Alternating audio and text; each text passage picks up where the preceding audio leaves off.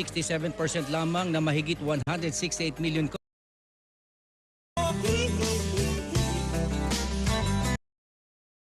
Telecommunications Commission ukol sa resulta ng kanilang imbestigasyon sa mga insidente ng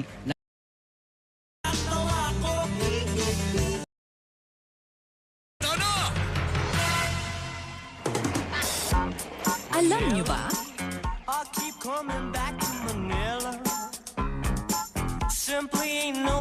mga kapuso, ngayong araw ang ika-453rd founding anniversary ng lungsod ng Maynila. Pero alam niyo ba kung saan galing ang pangalang Maynila?